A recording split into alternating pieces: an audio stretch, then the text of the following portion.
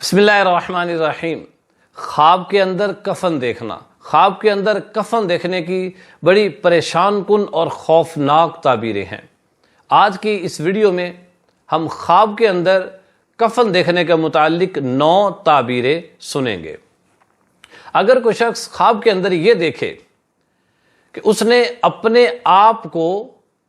مردے کی طرح کفن میں لپٹا ہوا دیکھا، تو اس کی تعبیر یہ ہے کہ اس شخص کی بہت جلد موت واقع ہونے والی ہے۔ اسی طرح اگر کوئی شخص خواب کے اندر یہ دیکھے کہ وہ مردے کی طرح کفن میں لپٹا ہوا تو ہے، لیکن اس کا جو سر اور پاؤں ہے وہ کفن سے باہر ہے، تو اس کی تعبیر یہ ہے کہ اس شخص کے دین میں فساد واقع ہوگا۔ اسی طرح اگر کوئی کنوارا شخص خواب کے اندر کفن کو دیکھے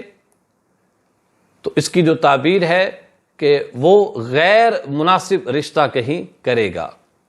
اس کا کسی غیر مناسب جگہ رشتہ ہوگا، چاہے وہ خواب دیکھنے والا لڑکا ہے یا خواب دیکھنے والی لڑکی ہے۔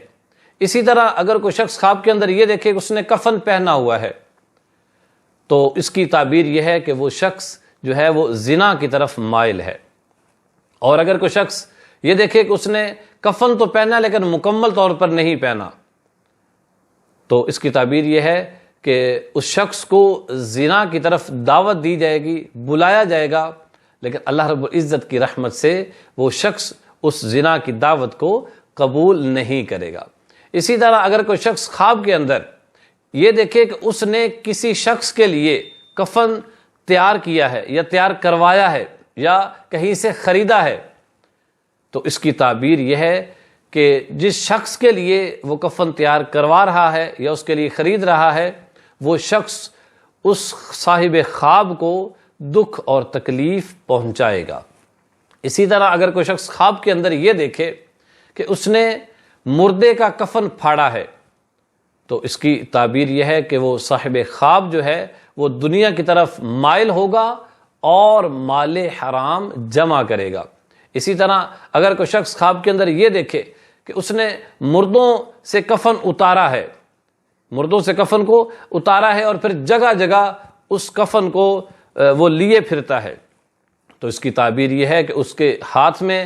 مال حرام آئے گا اور وہ مال حرام کو لے کر کہیں نکلے گا۔ اسی طرح اگر کوئی شخص مردوں کے کفن کو اتار کر جگہ جگہ پھرتا ہے اور وہ شخص خود مفسد ہے، فساد پھیلانے والا ہے، تو اس کی تعبیر یہ ہے کہ وہ شخص منافق اور چغل خور ہوگا، لوگوں کے درمیان لڑائیاں پھیلائے گا۔ اللہ رب العزت ہم سب مسلمانوں کی حفاظت فرمائے، ہم سب کو آپس میں پیار اور محبت کے ساتھ، اخوت و بھائی چارے کے ساتھ رہنے کی توفیق عطا فرمائے، ہمارے ملک پاکستان اور دنیا اسلام کے تمام مسلمانوں کی حفاظت فرمائے۔